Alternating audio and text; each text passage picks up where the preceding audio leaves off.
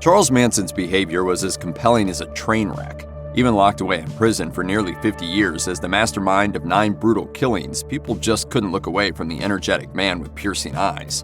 Here's what his life in prison was really like. Charles Manson remained an enigma to the American public after the courts deemed him responsible for sending members of his so-called family, a group of young runaways and drifters who considered him their leader, into the homes of prominent people whom they violently killed. The brutality of the crimes and the fact that Manson had manipulated his young followers into committing such horrific acts stunned the nation. Manson was convicted of first-degree murder for his role in the Tate and LaBianca killings. Even though he was not physically present when they were killed, the courts deemed him guilty of ordering their deaths. Manson was sentenced to death in 1971, but shortly after, the California Supreme Court deemed all death sentences prior to 1972 invalid, and his execution was commuted to life in prison. By the time Charles Manson was sentenced to spend the rest of his life in prison at the age of 37, he was no stranger to incarceration. According to Rolling Stone, when he was released from prison in Washington 5 years prior, after a 7-year stint for trafficking women for prostitution and forging checks, he'd already been in and out of reform schools and jails since his teen years. Manson seemed to lack the ability to conform to any kind of societal laws, and the same could be said for prison rules. According to the Los Angeles Times, Manson never fully accepted blame for his actions. By 2017, the year he died, he'd been caught violating prison rules more than 100 times over the course of his time incarcerated. Those violations included things like threatening staff, spitting in guards' faces, throwing hot coffee at one staffer, assault, starting fights, and possessing cell phones and weapons, including a hacksaw he hid in his cell. He even tried to cause a flood and set his mattress on fire. A representative for the California Department of Corrections and Rehabilitation told the Los Angeles Times, "Suffice it to say that he cannot be described as a model prisoner." There's no need to feel guilty. I haven't done anything I'm ashamed of. As one can imagine, Charles Manson seemed to like to push people's buttons and to get inside their heads. In 1984, one inmate retaliated when Manson threatened him.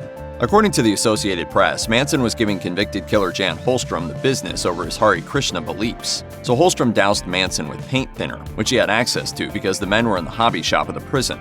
Holstrom then threw a match on Manson, causing third-degree burns on more than 18% of his body, mostly his scalp, face, neck, and hands. No charges were filed against Holstrom. Prison authorities deemed the attack on Manson an act of self-defense, since Manson had a record of assaulting other inmates.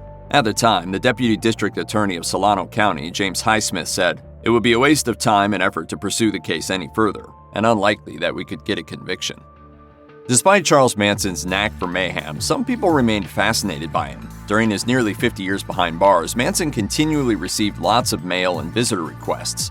Occasionally, he even developed relationships with some of the curious. One such man was Ken Dickerson of Missouri, who maintained a pen pal relationship with Manson from 2005 to 2012 for the Belleville News-Democrat. In fact, Manson managed to convince Dickerson that he was more of an opportunist than a cult leader. Dickerson told the Belleville News-Democrat, "Manipulation is kind of a weird way of thinking about something.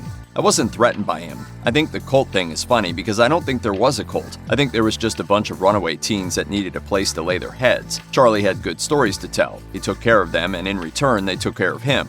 You take care of one another." Another relationship for Manson blossomed from letters when a man named Michael Channel started writing to him. Eventually, the correspondence developed into in-person visits and a friendship after the men realized they had a lot in common per the Signal. Manson ultimately sent Channels his will, leaving whatever he had to him, including his body. However, Manson's grandson, Jason Freeman, contested the will and won in 2018, according to NBC News. Another person who developed a relationship with Charles Manson via letters was just 16 years old when she reached out to the convicted killer after discovering his philosophies online. Afton Starr Burton ended up moving from her parents' Illinois home to California to be able to visit Manson regularly at Corcoran State Prison after about 3 years of correspondence. By the time she was 25 in 2013, she was still devoted to Manson and planned on marrying him, telling CNN, "I'm completely with him and he's completely with me. It's what I was born for, you know? I don't know what else to say." Charlie always tells the truth, no matter what. Papers were filed for a marriage license, but the union never came to fruition. According to Rolling Stone, the marriage license expired around the same time rumors and reports were swirling that Burton's real motivation for marrying Manson was so she would legally have access to his corpse when he died, and could display it in a glass case where people could pay to come see it.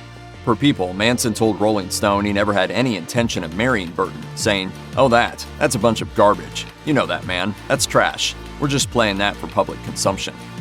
Charles Manson had 12 parole hearings during his 46 years of incarceration for his role in the deaths of 9 people. Each time, he was denied. Sometimes he didn't even show up to his parole hearings, but family members of his victims did. His final parole hearing was in 2012. Manson was not present, but a member of the panel read aloud some of what Manson had told a prison psychologist. He said, "I'm special. I'm not like the average inmate. I have spent my life in prison. I have put 5 people in the grave. I am a very dangerous man." In the end, Manson died an inmate to the California State Prison System at the age of 83 in November of 2017.